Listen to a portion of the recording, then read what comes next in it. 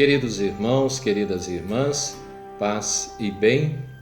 Em nome da Diocese de Jales, eu e vários padres nos dirigimos a todos os cristãos católicos e pessoas de boa vontade dos nossos 45 municípios para propor uma reflexão serena sobre diversos pontos importantes que devemos tomar em consideração neste tempo de eleições municipais. A Igreja respeita, valoriza e defende o Estado laico, por isso incentiva a participação de todos os cidadãos e cidadãs na vida pública. Aliás, a Igreja considera que a democracia exclusivamente representativa é incompleta. A democracia plena implica a participação direta dos cidadãos e cidadãs nas decisões fundamentais concernentes ao bem comum. Por essa razão, cabe-nos como Igreja propor sensatez e responsabilidade aos cidadãos e cidadãs de nossos municípios que irão às urnas para escolher seus prefeitos e vereadores. Saibamos escolher os candidatos e as candidatas que correspondam a critérios éticos, entre os quais o compromisso prioritário com a participação popular no exercício de seus mandatos. Acolhamos e valorizemos também outros aspectos e critérios que diversos padres da Diocese nos propõem. O rico sabe qual é o seu lado. O pobre, se não se organiza em sindicatos, em seu bairro, em movimentos sociais, conselhos de políticas públicas, será usado para o interesse dos grandes. A participação consciente e decisiva dos cristãos, à luz da doutrina social da Igreja, constitui-se um inestimável serviço à humanidade e é parte integrante da missão de todo o povo de Deus, CNBB. Todo mundo faz política de forma consciente ou inconsciente. Como um dos objetivos da política é lutar para mudar a situação, cruzar os braços é tornar-se cúmplice da classe que explora e, portanto, concordar com a situação injusta. O que me preocupa não é o grito dos maus, e sim o silêncio dos bons. Luther King. Alguns dados. Há uma concentração de riqueza nas mãos de uma minoria, enquanto a maioria vive sem dignidade e sem direitos, na miséria, fome, migração e abandono. As grandes empresas, para continuarem aumentando seus lucros, exploram os trabalhadores, saqueiam os recursos naturais, fazem guerra para dominar os mercados, submetendo povos, países e continentes. Tudo vira lucro nas mãos dos senhores do mundo, desde a politicagem até o sentimento, o afeto e a religião.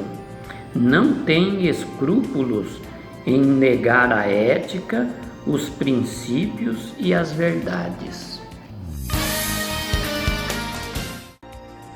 A riqueza do nosso país está nas mãos de poucos, que não suportam ver reduzir a distância entre as classes. Estamos em época de eleição. Antes de votar, procure conhecer o seu candidato. Pergunte-lhe sobre o seu plano de governo, pergunte-lhe se ele conhece a lei orgânica do município e pergunte-lhe se as suas propostas são de partilha e luta pelo bem comum. Seja consciente, vote consciente, é momento de decisão. Voto é um sinal de confiança e só deve ser dado a quem é solidário e acredita no potencial de organização das classes oprimidas, como das mulheres, negros, sem teto, sem trabalho, sem terra, sem transporte e sem saúde. buscando alternativas capazes de somar forças para construir uma sociedade justa e fraterna. E o que fazer nesta hora eleitoral? O cristão deve ter sede e fome de justiça, como nos afirma Mateus 5, de 1 a 12. Portanto, fidelidade à ética, ordem justa, fraterna e livre. Interessar-se pela política, porque através dela se define os salários, preços, impostos, saúde, educação, segurança, trabalho, moradia, transporte e assistência social. Ver, escutar, ouvir, sentir a vida do povo, porque tem quem só escuta a elite.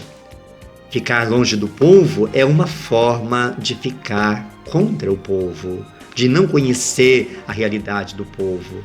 Por isso, é hora de você escolher bem em quem você vai depositar sua confiança, o seu voto no dia 15 de novembro. O objetivo da política é organizar a cidade e os seus habitantes para que eles vivam com dignidade. Portanto, a política é a arte de tornar possível o que é de interesse de conjunto dos cidadãos: trabalho, saúde, moradia, educação, segurança e também lazer, vida digna. Mas existe uma elite que não quer essa forma de fazer política. Portanto, não pensa no bem, não pensa no bem do país e não pensa no bem dessa organização. Então divulgam todos os meios que a democracia é apenas votar, se resume apenas nas eleições. Os eleitores, então, ficam confusos. São informações que condicionam até mesmo no medo ou não querer avançar num processo consciente. Portanto, é preciso saber que a política transforma a realidade e no rumo de uma vida digna para todos. A política se aprende participando, escutando, propondo e dialogando.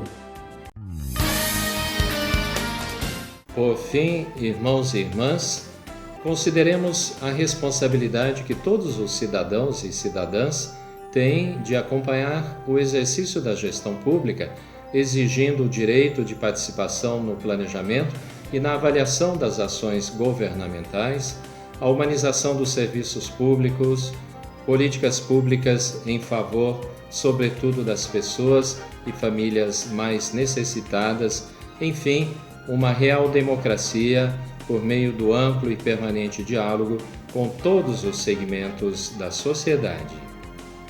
Deus os ilumine. Fraterno abraço.